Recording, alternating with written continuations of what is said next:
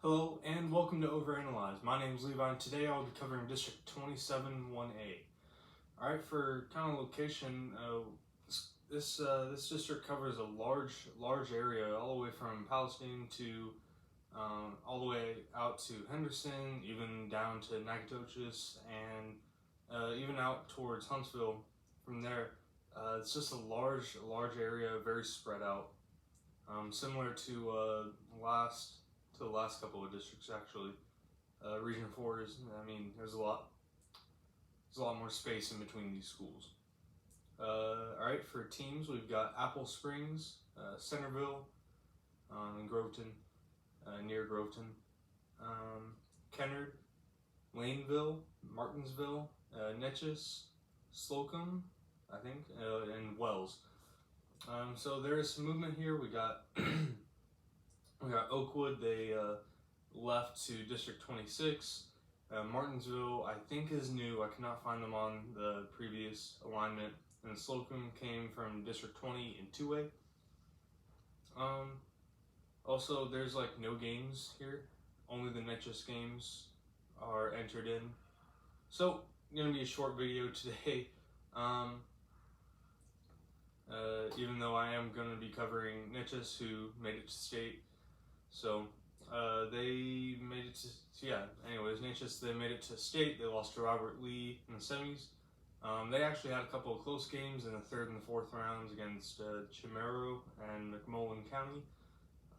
They blew out Fayetteville, though, in the regional finals.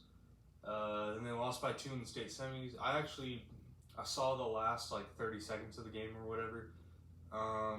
They had the ball with a few seconds left, and they didn't get up a shot.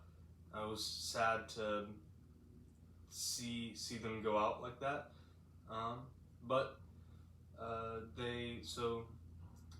guess there is next year. So they went 11-1 in district. They split with Wells. That was their only loss. They have 2 seniors on 10-person roster, but they also had some prominent freshmen. So maybe we could see back-to-back state appearances, especially considering kind of their dominance in that regional finals game. Next, we got Wells. Wells, they got second. We know that. They don't actually have any other games entered in besides the Netchess games. They made it to the area round. They beat Chester. They lost to Coolidge in the area round. They do have a roster, but it only has a couple of graduation years, so not a whole lot of help. Next, we have Kennard. There's 2 ends, Kennard, I think. They got third. They lost to Zavala in by-district by a lot. Limited graduation years for them as well. No other games besides the Netchess games.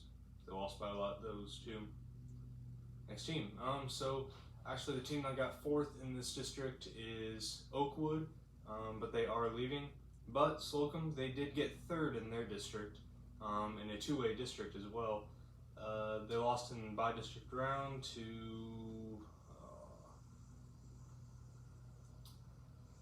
I do not have that on there. They did lose in the by-district round though. They only have 5 games uploaded for the district season, and it says 2 and 3.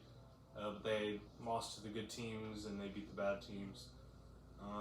They actually played Netchess twice in the non-district season, and they lost both times, I think, kind of by, they lost by 4 the first time and 9 the second time.